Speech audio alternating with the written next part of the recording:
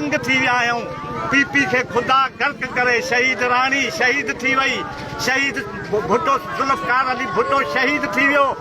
बिलावल के खुदा गर्क करे, वॾो आसरो रखियोसीं, वॾी ज़रदारी में उमेद रखीसीं, पर ज़रदारी के खुदा तबाह कंदो उनके खुदा, ज़रदारी के खुदा गर्क कंदो। अल्लाह उनके आसरो ही। सिंध में को अहिड़ो लीडर ना आहे जंहिंजो असां नारो हणूं। सिंध में अहिड़ो लीडर ना आहे।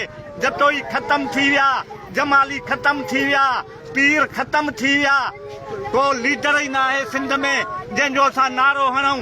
असां मजबूर थी हिन ज़रदारी उठ जे पुट खे वाउट ॾिना आहिनि, मजबूर थी असां हिन खोते खे वाउट ॾिना आहिनि।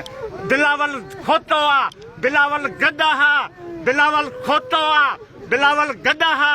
ज़रदारी उठ जो पुट आ, ज़रदारी उठ जो खीर पीअंदो आहे, उहो उठ जो पुट आहे। ज़रदारी केरु थो चवे त लीडर आहे? ज़रदारी जत आहिनि। ज़रदारी खे अवाम जो कहिड़ो क़दुरु आहे, अवाम छा मिल्कियत आहे, अवाम जो छा क़दुरु आहे, उहा आसिफ ज़रदारी खे कहिड़ी ख़बर आहे?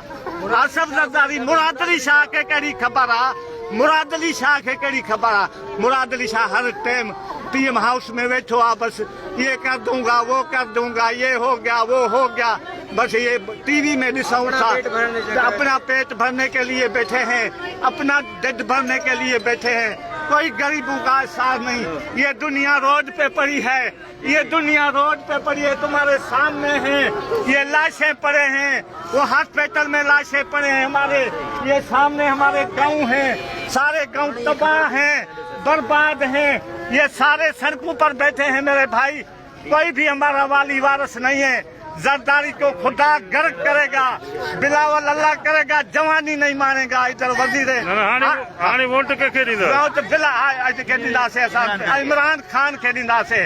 इमरान खान, इमरान खान, इमरान खान, इमरान खान। अब ज़रदारी खत्म, भुट्टो का नाम खत्म, भुट्टो का नाम खत्म, शहीदों का नाम खत्म।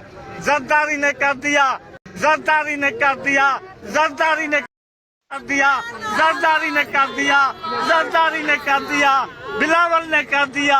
शहीद रानी का नाम खत्म हो गया, शहीद जुल्फकार अली भुट्टो का नाम खत्म हो गया।